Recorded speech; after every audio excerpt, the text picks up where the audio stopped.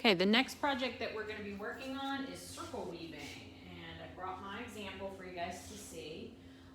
You're going to be creating this on a circular loom or an embroidery hoop.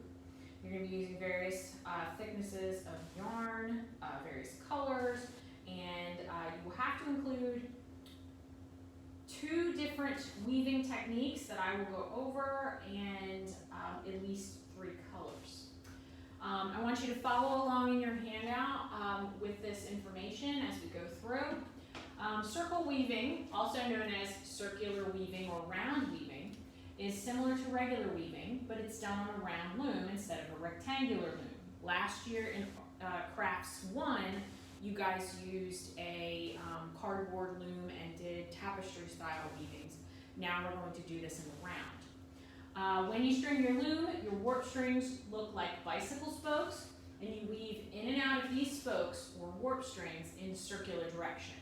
I've given you a couple of examples of what this looks like when it's done. There's a lot of options.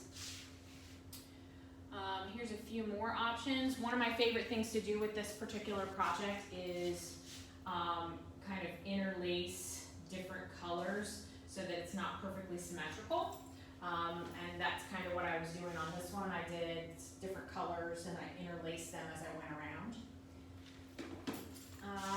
Vocabulary that we need to address.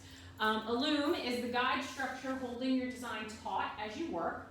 On your project, the loom is a wooden embroidery hoop. And those wooden embroidery hoops stay part of the design. You don't take them off. Weft is the woven part of the design. It's the colored strings seen running right to left. Warp is the inner structure of strings holding the weaving together. On a traditional loom, warp strings run top to bottom and are rarely seen. In yours, they will run all the way around the loom. A spoke is your warp strings. Create a spoke as you string it on the loom, going over and around your wooden circle. The spoke is 2 warp strings, one on top and the other on bottom. Not sure if you can see this or not, but I've got one on this side, and when I turn it, you can see the second one. That is called a spoke.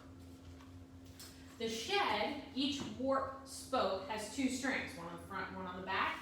The shed is the in-between part of those 2 warp strings. Your tapestry needle is the needle used to guide yarn as you weave. It is a metal needle in this project because the wooden or the plastic ones that we used for the other weaving project will break too easily.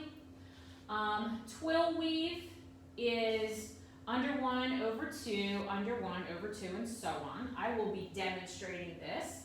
Your tabby weave is your basic under over weaving. Your sumac weave is on every warp. You go over and around, then to the next string and over and around it. Again, I'm going to be demonstrating all of these.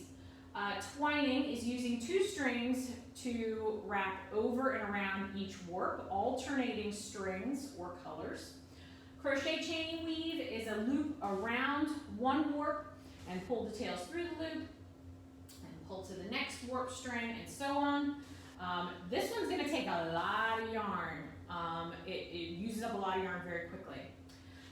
Raya or tassels, these are 12-inch long strings folded in half and lark's head knotted around 2 warp strings. Or, in your case, you will be lark's head knotting them straight to the loom itself. And sometimes when I get done a particular design, if I like the way that those strings look hanging down, I might just leave them. So that's another way to create raya. The supplies that you'll need for this are pretty minimal. You'll need scissors, an embroidery hoop, cotton twine for your warp strings, a tapestry needle, and various colors of yarn. In the next several videos, I'm going to go over different processes and different types of weaving techniques.